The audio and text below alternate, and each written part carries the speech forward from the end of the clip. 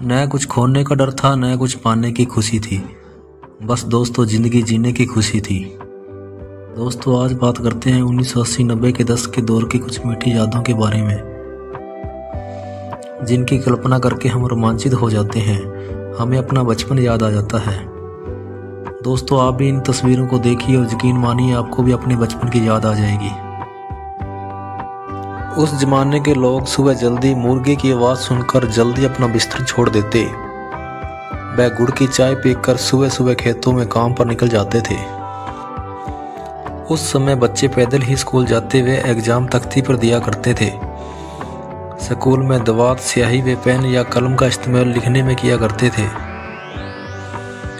और teacher black board, चौक व duster का उपयोग करते। बच्चे चटाई पर बैठकर पढ़ते थे। बच्चे स्कूल के बाद कंचे खेलना, मोहल्ले में क्रिकेट खेलना, गुड्डे गुड़ियों का खेल खेलना, मिट्टी के खिलौनों से खेलते, गुल्ली डंडा, टायर चलाना, गिट्टे खेलना, पिट्टू आदि ऐसे गेम खेलते। छुट्टियों के दिन में बच्चे सारा दिन घरों से बाहर रहते, पानी पीने सिर्फ घरों में आते। उन दिनों परिवार वालों को भी कोई डर या भय नहीं था, क्योंकि उस समय के लोग बहुत ही सीधे व ईमानदार थे और उनमें इंसानियत बहुत ज़्यादा थी। बच्चे लोगों के खेल खिलौनों में आम तोड़ते, नींबू तोड़ते, बेर व अमरूद लेके आते और बहुत खुश होते थे। लोगों के घरों में एक Atlas cycle and black and white TV हुआ करता था। ब्लैक एंड वाइट टीवी को चलाने के लिए एंटीना का यूज किया करते थे। टीवी पर दूरदर्शन पर जो धारावाहिक आते उन्हें अधिकतर लोग साथ बैठकर देखते, जैसे शक्तिमान, रामायण आदि, और उनमें इनको देखने के लिए बहुत उतावलापन रहता था। सारा काम छोड़कर इन सीरियल को जरूर देखते थे।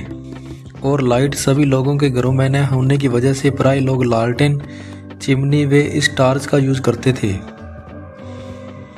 बच्चे दुकानों पर सौंफ की गोलियां, चटपट, बूमर, बबलगम, संतरे की गोलियां, हाजमोला, गुरुचेला, गुलाब सुपारी व चुस्कियां या लोकल ठंडी जैसी चीजें खाने के शौकीन थे। टाइम पास की चीजों में कहानियों की किताबें जैसे कि चंपक, बालहंस, कॉमिक्स पढ़ते थे। माता बहनें मिट्टी के चूल्हे पर लकड़ियां वे उपलों से खाना बनाती थी। दही, चटनी, लस्सी व सरसों का साग खाकर जो आनंद मिलता वो शायद स्वर्ग में भी ना मिले। गांव के लोग साथ मिलकर सभी त्योहार मनाते व एक दूसरे का सुख दुख में बराबर भागीदारी बनते। महिलाएं हाथ से पंखे बुनने का काम, मिट्टी का चूल्हा बनाने, स्वेटर बुनने जैसा काम करती। साथ ही घरों में चक्की पर आटा पीसना वे खेत पर काम करती थी। गर्मियों में जब कुल्फी वाला गांव में आता तो सारे बच्चे उसके पीछे पीछे चलते व साथ ही कुल्फी खरीदकर बहुत खुश होते।